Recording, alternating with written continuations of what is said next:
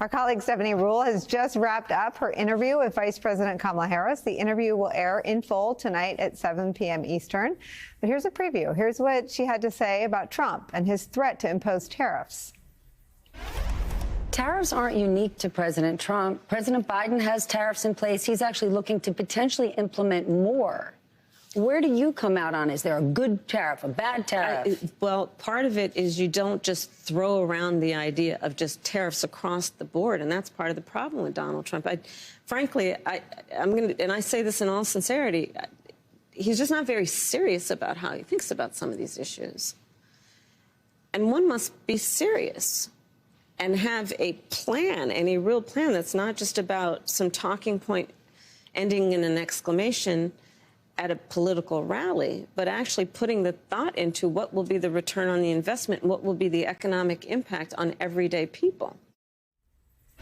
Steph Ruhle joins us now. Steph, Mark Cuban keyed off on this as well, the potentially calamitous impact of the kind of tariffs Trump is talking about. I'm glad you asked her about this. Tell us more. I mean, Trump's plan would be economically disastrous, but it's tricky because President Biden has some on the books. He's potentially looking to do more. But what Kamala Harris is really talking about, right, the idea for tariffs, or when Trump gets on the podium and talks about it, he's talking about bringing back American jobs and bringing back American manufacturing. You got to get real, because tariffs are only going to hurt this country. And while he's saying it to an audience, that same audience has Amazon boxes outside their front door. And we've been accustomed to the way that we live. But they are bringing manufacturing back. So while she didn't want to get deep on what they're going to do, what her plan is on tariffs, they do have a serious plan as it relates to manufacturing. If you think about the big economic legislation that has been passed in the last 4 years, we have actually seen billions of dollars being put to work, thousands of jobs being created, much of which are in red states and red counties, bringing manufacturing jobs back. Now, they're not the old manufacturing jobs. They are new manufacturing. And this friction, this period of change doesn't just happen overnight, right? So Donald Trump, who really appealed to that blue collar, that union worker in 2016, kind of on a guttural, emotional level, we've seen the Biden administration appeal to that base on a policy level. But she knows she's not getting those votes overnight. We know she didn't get the Teamsters endorsement. And she said, I mean, I asked her straight out, you didn't get the Teamsters endorsement. What does that say about you? Is that a canary in the coal mine? And she said, I have to earn their votes. And bringing these jobs back and bringing dignity to these jobs and these communities takes time. And she's out on the trail working on it. What else did she say, Steph? I mean, if you just think about in total, she's laying out a detailed economic plan because she's got a problem, right? People keep saying, I don't know what her plan is. I don't know who she is. I hear about her policies, but I don't see myself in them.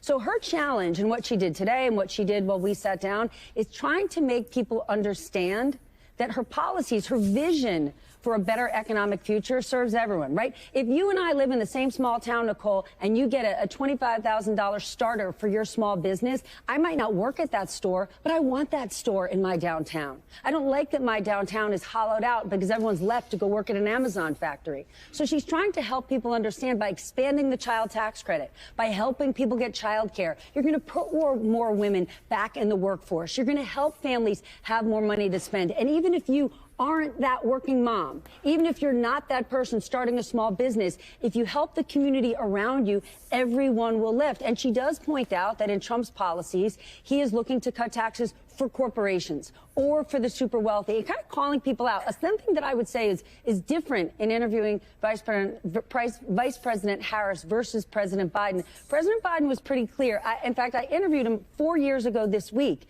and he kind of had that line, I'm here for Scranton, Pennsylvania, not Park Avenue.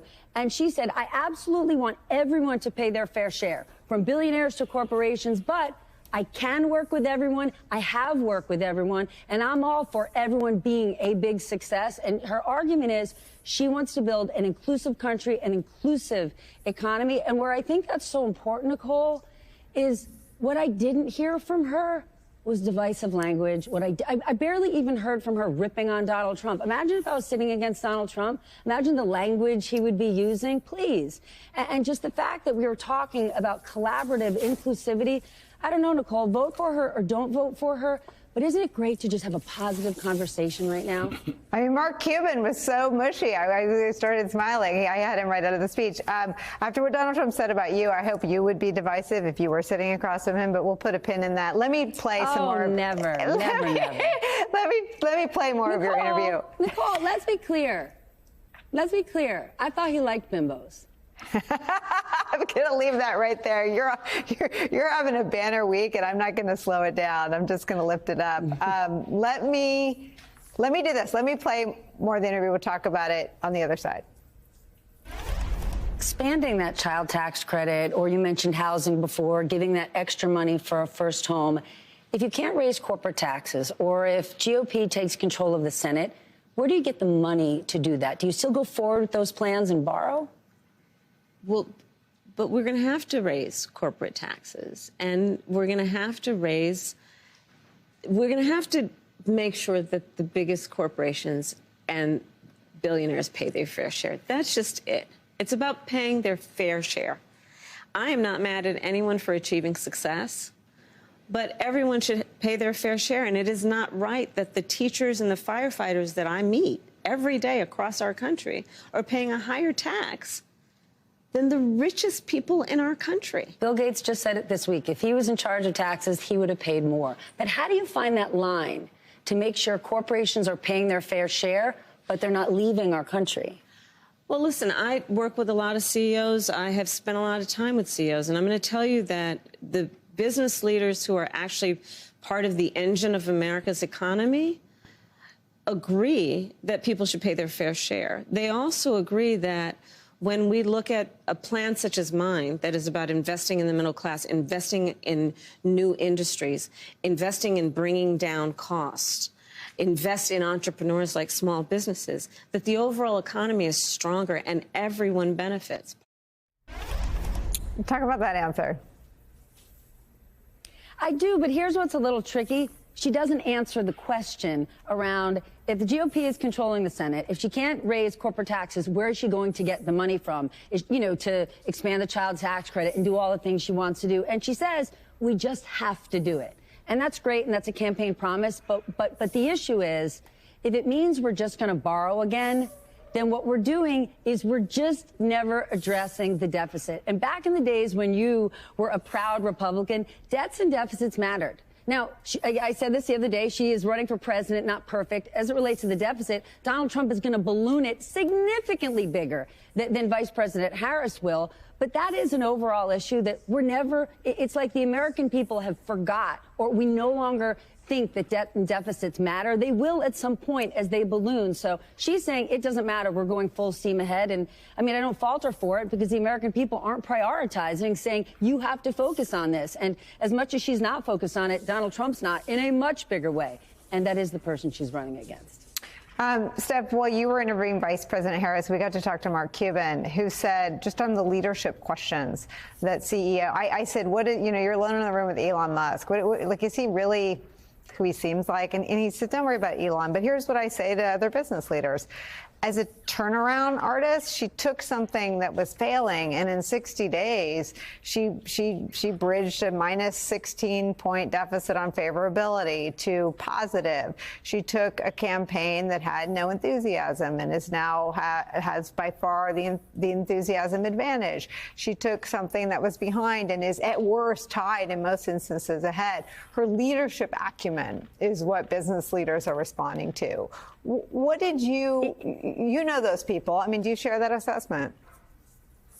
Without a doubt, and she actually said something that tracks, because what I often hear from people in the business community, really people who just like Donald Trump's tax cuts, they like to say, well, I've never seen her run a business, and they omit the fact that he's run multiple businesses that have been grifts and scams or gone bankrupt. But they said, she's a politician, but I don't know if she could handle the Oval Office. So I said to her, you got a detailed plan, but the economy, running the country, is unpredictable, right? You have to have great instincts. You've got to, tell me what is the last gut decision you made.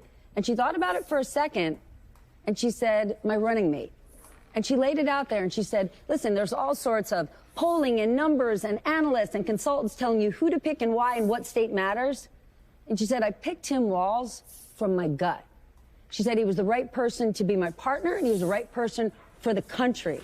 And so it sort of complements all the things Mark said about, look, she's a great, she's a great turnaround artist in a failing business where she took it, right? Even if you look at any polling numbers right now and you worry that things are so close, they're so much farther along than they were 2.5 months ago. But couple all of that strategy and all that political acumen with the fact that she said, I went with my gut. And I'm calling him America's dad. And, she chose America's dad, the coach you loved, the teacher you loved. And she's like, and I think that's the winning combination. And kind of when she said that, as I looked around, surrounded by all her team and the politicos and the force that that's around you when a presidential campaign is here. And then she just says, I picked Tim Walz from my gut. I immediately flashed back to the same night you did with his former football players on that stage. Yeah. And his son in the audience saying, that's my dad. Yeah. And when she said that, I went, damn, I can't wait to call that Wall Street guy who 3 weeks ago said to me, she's a politician, but can she run anything? Can she do anything? I want him to watch that. I want him to listen to that. Because, by the way, Mark Cuban's right. And when you take a real close look at the business guys who are backing Trump, they're transactional business guys who know he's a transactional business guy. It is not about holistic leadership, and that's what Mark was talking about. Steph Rule, I don't know what you're running on, sister. I want some. Congrats on the interview. Thank you for bringing it here first. We will all be watching you tonight at 7 o'clock. Steph's exclusive interview with Vice President Harris airs right here, 7 p.m. Eastern on MSNBC. We will all